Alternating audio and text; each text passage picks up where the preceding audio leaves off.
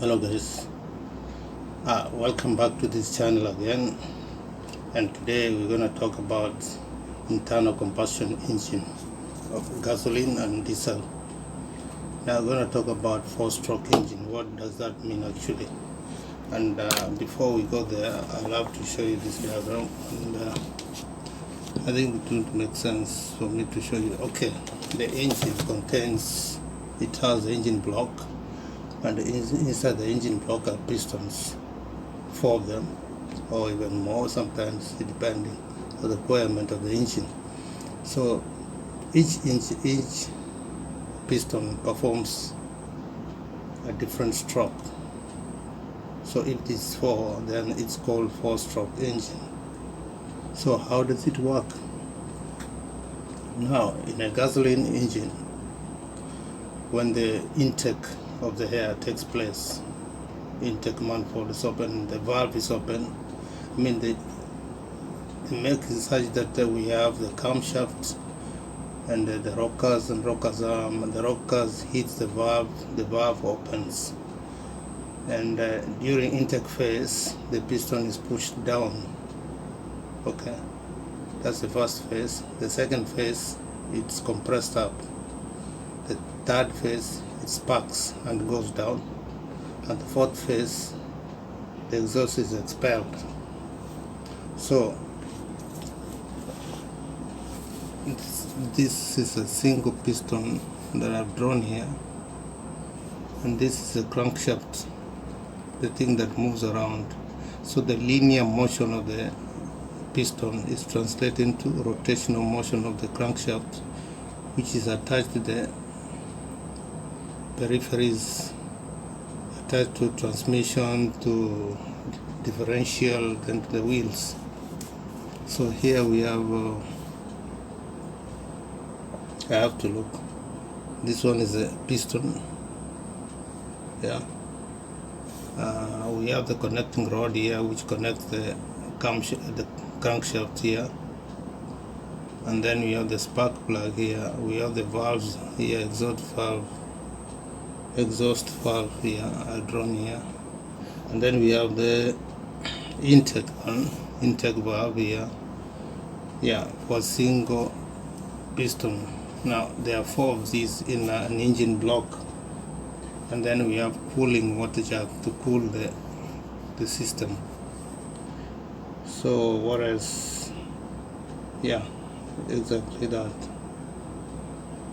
So we have like this inlet camshaft.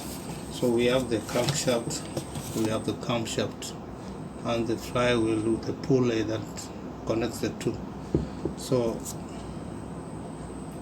now let's go to the details.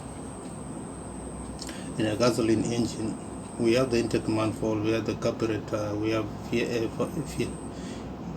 fuel injection system, or in a diesel we have compressed air system. So the camshaft will hit the valves, then the valves will open during the intake phase. So the air will come inside, and when the air will come inside, then the piston will move from the top dead center. Top dead center means up here, is up where the piston is.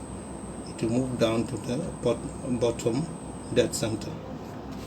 So after that phase, the crankshaft moves. As the crankshaft is moving, now the compression stage, it will push this piston up. As it pushes this piston up, the valve will slowly close here. I mean, it's gonna close somewhere in between, not immediately, and then the air will be compressed here. So when the air is compressed here, then the spark is here. It ignites this, and this is the power phase, the power stroke. Here the temperature goes high and the pressure goes high, and this drives this piston down, and the chemical energy of the fuel that is now atomized or mixed with the air, that's fuel air mixture, releases kinetic energy. Part of it is converted to mechanical energy, which now drives this crankshaft, and then again after combustion, Then the crankshaft is moving, making what you call rotation per minute, RPMs, rotation per minute, twice in a cycle. Then it will have, now the exhaust valve will open. When the exhaust valve is open, then this piston will move up, and then the air is expelled from the combustion chamber. So the engine block is made of, say, iron or cast iron or cast aluminum. Then we have the pistons, also cast one or machined ones. They are of different qualities, and the piston rings, the respawn, the attaching rod, that's the respawn, the pin. Yeah, pretty much. So if you are taking the entire engine, now there are 4 of those in an engine, and there's the crankshaft, and there's a camshaft, there's the intake manifold, that's in a gasoline, there's a carburetor, a fuel injectors, and the water jackets. That's as simple as that as sounds, but it's not so simple. There's a lot of physics behind it and a lot of maths. Yeah, if ever you having a car and you have opened your engine, you must have seen these things. You must have seen a carburetor or fuel injectors there. If it's a diesel does not ignite, it compresses the air until it becomes extremely hot, and this ignites the entire process. And then there's a compression, expansion, compression, intake, expansion, compression, then exhaust. So this is what is called 4-stroke engine. That's why it's called stroke, because each piston performs a stroke. It goes down, goes up, goes down, like that. Yeah. And the other types of like hybrid engines, which takes both gasoline, it takes petrol and gasoline. So there are different types of engines, you know. And there is not much to talk about it. The PSI is about 300 to 1,500 PSI, pounds per square inch pressure. Yeah, pretty much.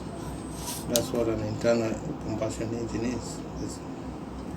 So there's intake phase, power phase, compression phase, and exhaust phase. So a 4-stroke engine, that's it, man. It's not much in an internal combustion engine. Hope to see you again. I wish I had an animation of it and I could show how it works, but basically that's what it is. We have the intake phase, we have the expansion phase, we have the compression phase, and the exhaust phase, and each of these is driven by the pistons.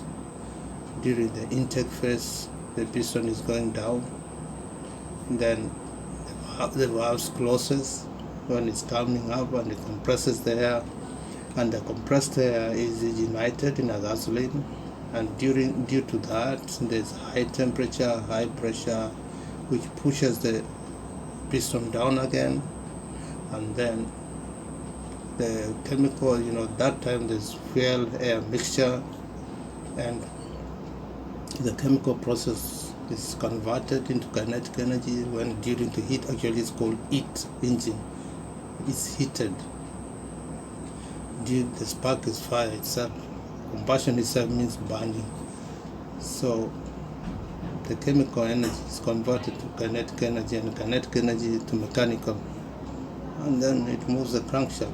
Now the crankshaft will go to the transmission, which will regulate the movements, and from there it will go to something called differential gears, the pinion gear, differential gears, which are now attached to the wheels.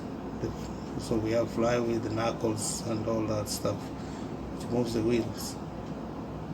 Yeah, I don't want to go into those details. So it was about the internal combustion engine, and it can use diesel, it can use gasoline, petrol.